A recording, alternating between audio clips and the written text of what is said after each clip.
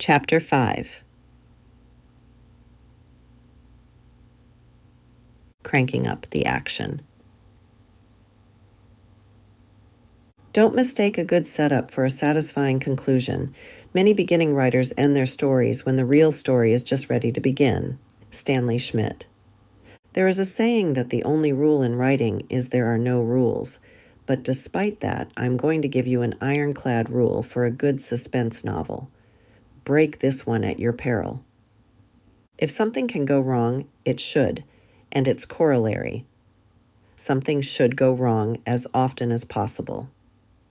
If your characters aren't twisting in the wind, if they aren't dealing with a steady rise in the stakes, then you're not mining your story to its very story depths.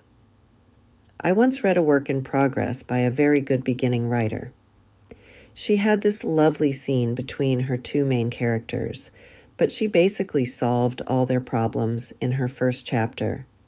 There was no conflict. When it was pointed out to her, she said she wanted to be different. Unfortunately, it was just charmingly dull. Make your characters suffer. Yes, you like them, but they aren't real. It is your job to find every possible way you can to make them suffer. That doesn't mean you can't have lighter moments, but those moments are a respite for the reader, taking the journey with your characters as they climb up the rising pile of problems afflicting them. And I do mean afflict. You are your character's wrath of God. They are your Job. You might be thinking, oh, that's easy to say, but very hard to do. No kidding. If you're struggling with ratcheting up the suspense, I'll once again recommend you watch the television show 24. The first season is a particularly good example of cranking things to the breaking point and then going beyond that. Don't try to match it. Just note how they use the principle of making things worse and worse, then even worse than that. It's an excellent primer for the aspiring suspense writer. I'm constantly on the lookout for brainstorming techniques because it is easy to keep recycling the same old tricks. In almost all of my early books, for instance, a car blows up somewhere. I think I've finally moved past that, at least for the moment. Okay, so I moved on to blowing up spaceships. One technique that helps me with short-term plot points I got from fiction writer's brainstormer. James V. Smith Jr. wrote the book, and it has a lot of interesting techniques for developing your plot, some of which have worked for me and some not. Keep in mind that you still have to do this your way. The key is to dig inside your head for things that are fresh and original. You'll be surprised what you'll find in there when you really push and pull. Sounds painful? Well, it sometimes is. The idea that comes easily is usually easy because it's been done before. Many times. It's called a cliché or a stereotype. You don't want to do either of them, except for comedic effect. To get past the obvious and done-to-death ideas, Smith proposes something he calls a bracketing tool.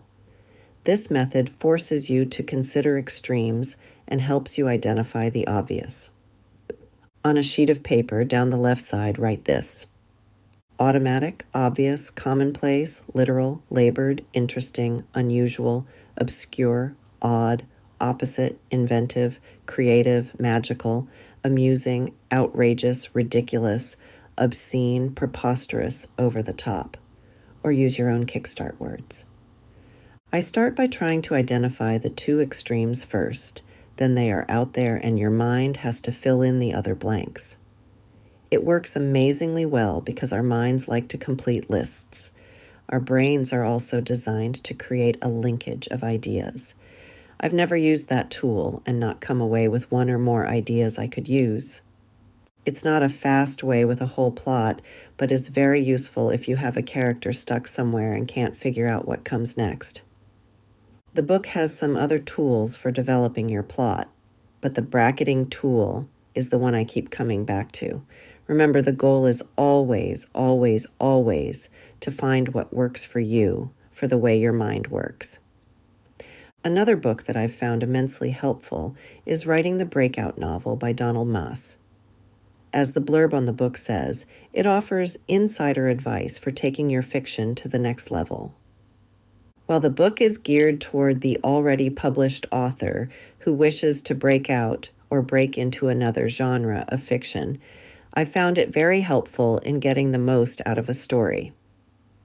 When I first heard Mas speak, he hadn't released his workbook, but now the exercises he used during his speech are available in his companion book. If you're having trouble pushing the envelope of your suspense novel, I highly recommend getting the workbook and/or his original book. Since he's an agent, you also get insight into the books he likes, if you're thinking of going with traditional publishing. I can sum up his workbook in a few words, though. As you move through your book, keep asking yourself, how can I make this worse? Or a variation on that theme, what else can go wrong? I keep pushing and twisting until things get ludicrous, because I can always go in and scale it back during the editing process.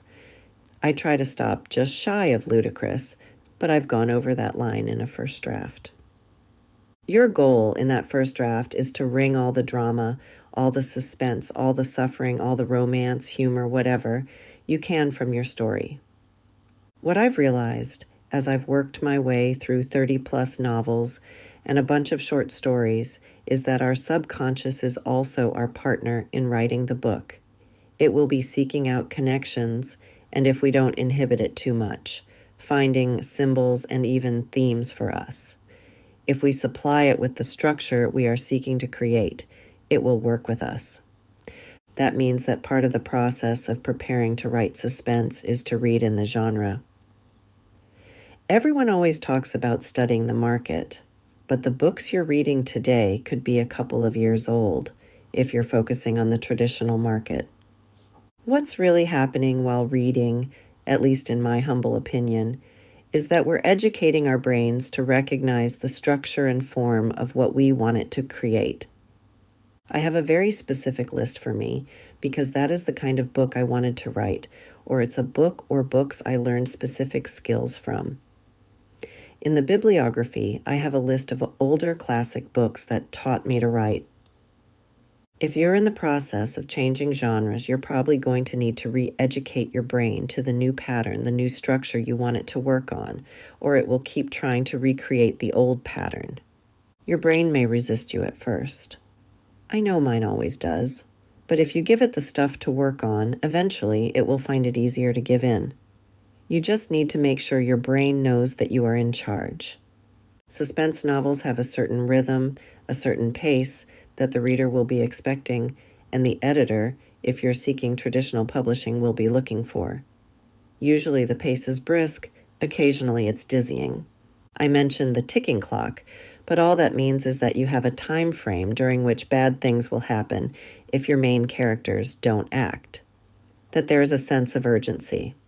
If you don't have it, you have a huge problem, because without urgency, there is no suspense.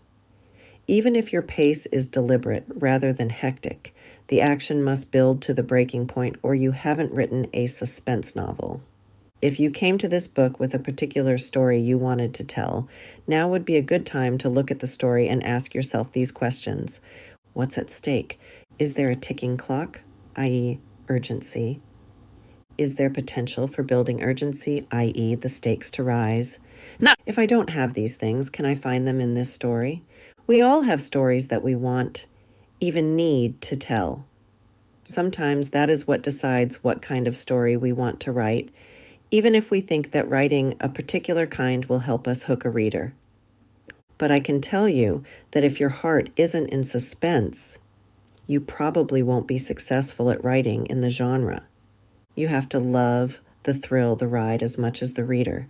You can't move people to a place where you aren't. Writing suspense was, for me, an easy choice. It is my favorite type of reading. I started out reading Mary Stuart and the Gothics of bygone days, so when I started mulling the idea of a novel, my mind easily produced that form. When I finished writing my first novel, The Spy Who Kissed Me, in the early 90s, the romantic suspense novel was considered dead on arrival in New York. Despite this, I persevered because I loved the form and knew I wouldn't be happy writing anything else, though I have since found out I can write other genres, LOL. I've scared myself to death writing villains I hate as much as my readers. There are times when I felt like I needed a shower after writing those villain scenes because I've had to get as close to them as I do the hero-heroine. I've also written scenes I wasn't personally comfortable with. Sometimes I've gone back and toned them down. Sometimes I haven't. It's a balancing act, writing to scare without going over the top or making it harder for law enforcement. Everyone's line is in a different place, but my advice is to find a place where you're comfortable. If you're not happy with what you're writing, it will come through in the writing. Also, keep in mind that pure gore doesn't automatically equal suspense. Some of the greatest suspense films have very little gore. What you can't see is way more terrifying than what you can. You do, however, have to make sure your threat is real. My daughter was reading an early draft of The Last Enemy and told me that I needed to kill someone. She pointed out I'd made my bad guy sound scary, but now I had to deliver on that expectation. So keep in mind that while you're creating characters to people your world, be sure to throw in the disposable kind. As I mentioned in my opening, I usually use people who have annoyed me in real life, heavily disguised, of course. Now that you know how to crank up the action, let's move on to the next element in our suspense novel, theme. Don't worry, I make it simple. I'm not your 6th grade English teacher. Chapter 6. Theme. A story isn't about a moment in time. A story is about the moment in time. W.D. Wetherell. If you hated finding themes during your school days, seeing what this section is about probably made you flinch. I feel your flinch. Let's see if we can make it less stressful for you. Theme is not the subject of your book. It is what you want people to think about as they read the book. If you're still flinching, never fear. The basic theme of a suspense novel is easy beans. Good versus evil. There. See how easy that is? You don't have to go any further than that. But if you love themes and motif and symbols, you can go crazy with them.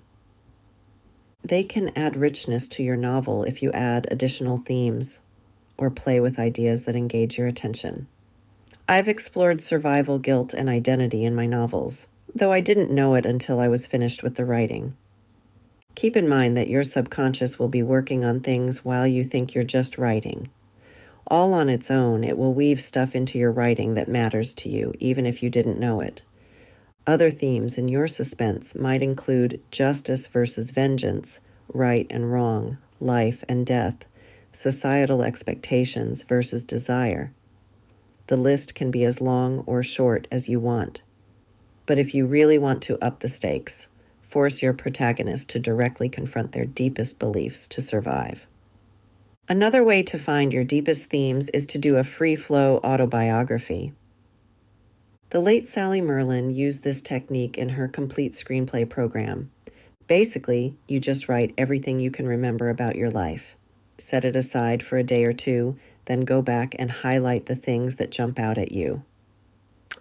In these highlighted sections, you'll find your personal themes that will make your writing resonate with authenticity. The beauty of this exercise is that it's not a one-time deal. You can do this exercise at different times in your life, and you will produce different material and different themes. The bottom line is, if I can face themes without crying, anyone can. You just need to reduce those bad boys down to size, and with it, the memory of your English teacher who made them grow. Chapter 7. Setting and more. The triumph of anything is a matter of organization. Kurt Vonnegut. Okay, you've got your plot figured out. Your characters are on stage. You've even got a theme. Now it's time to fine-tune your story. How do we do that? Here are the next elements we'll explore. Setting the scene, creating mood, style, and tone, researching, setting the scene. Whether you love or hate writing about settings, used correctly, locations can become a useful tool in building your suspense novel. A good location can add to the suspense, contrast with the suspense, or be a neutral background against which your story plays out. The first thing to ask yourself is, what does my story need? in the way of setting. Sometimes the story will dictate the setting. When I was writing The Last Enemy, I created a heroine who was afraid of heights. That meant that at some point in my story, my heroine was going to be up, way up. And at the time I was writing the story, I also needed a place that had free internet access. I wrote the book in late 1990s. In that weird way that stories develop and change, I dumped the need for internet, but not before it took me to Denver, Colorado. And that led me to the nearby Rocky Mountains and Long's Peak, the place where the climax of my story plays out. And once I'd started what eventually became my Lonesome Lawman series, I was able to keep it in Denver, which was a great bonus. I had tons of research I hadn't used in the first book, but was able to make use of in the other two. The Spy Who Kissed Me was easy since I started with a spy and some smart bombs, and it required proximity to Washington, D.C. The setting for Do Wah Diddy Die was chosen because I wanted to write a book set in New Orleans, where I lived at the time. It helped that New Orleans is a nice background for a quirky novel, being a somewhat quirky city as well. New Orleans is also the setting for my Big Uneasy series. When you're looking at the market or your target audience, setting can also be a selling tool. My then agent told me early on that editors love stories set in New Orleans. It's colorful, it's diverse, and it can be funny or scary. And it's close to swamps, which are very creepy. So at least I followed some of her advice. Ha ha ha. One thing that can be challenging when writing about a place like New Orleans, or any place with a unique identity, is being an outsider. I lived in New Orleans for almost 18 years, but always as an outsider. There are things I'll never really understand because I didn't grow up there, and the longer I lived there, the more I knew this. I dealt with it by making at least one of my characters an outsider too. It gave me eyes to introduce the reader to the city. It makes me particularly happy that reviewers have commented that New Orleans is also a character in my Big Uneasy series. Other settings are less inflexible about their insiderness. I was able to do long-distance research on DC for Spy, and have been told I captured the setting very well by people who live there, and I managed it without ever having been there before writing the book. Just be aware that when you choose a place that has a strong personality, that your understanding of it might not be completely possible. One advantage to writing characters as outsiders, it gives the ring of truth to them because I wrote from what I've experienced and felt. While marketing can be a plus, you also need to decide how you're going to approach your setting. So the next questions to ask are, do I want my setting to be a part of the suspense or to contrast with the suspense? Or do I need it to be a neutral background against which the story plays out? Any of these methods can work for you. In some ways, Denver is a neutral background in my Lonesome Lawman series. As I said, I set the story there because it is 1 mile high. And it is an area where I've visited and I'm more familiar with. That said, I still wove it into the story and made it a part of the character for the heroes of the 3 books. They lived near the mountains and did mountain-type things.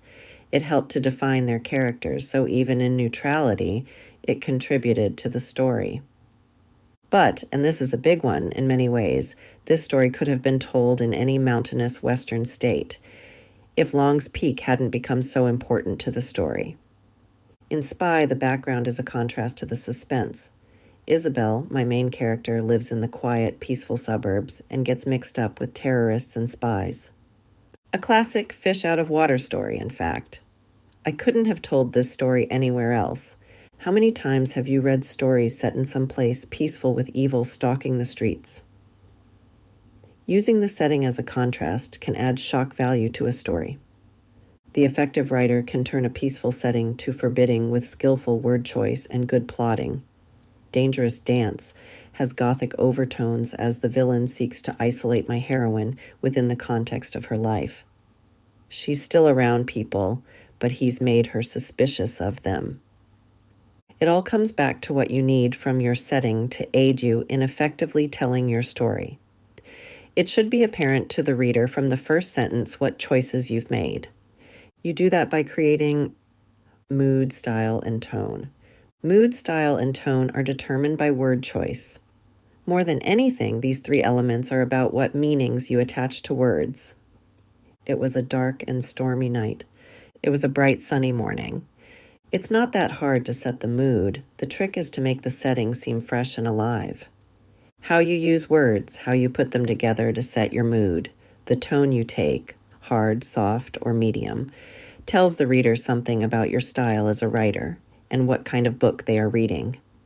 You can start out soft and sinister, or hard and violent, or strike a note somewhere in between, but it should all be a conscious, deliberate choice, and you should stick with it consistently throughout the book. That's not to say you can't vary the tone and mood for contrast, but the novel, as a whole, should have a consistent mood, tone, and style. Like a piano piece, you can play some lighter notes or lower notes for contrast, but the overall piece should feel consistent. Consider these first sentences. I'd never have gotten mixed up in the first murder if Mrs. McPherson hadn't caught the flu, but I can't blame her for capricious fate rolling the "whose turn is it to be smitten" dice and my name Isabel Stanley coming up. With this opening sentence from The Spy Who Kissed Me, I was able to do several things.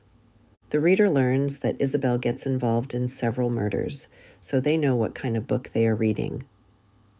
I established a light, humorous tone, so they know the story will also, hopefully, be funny. They know who the story is about, Isabel Stanley, and they know right off that she has a sense of humor about herself. In The Last Enemy, I take a darker approach to my first sentence.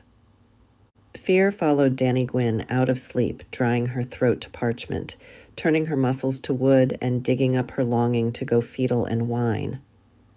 Again, the reader knows right away that something is wrong.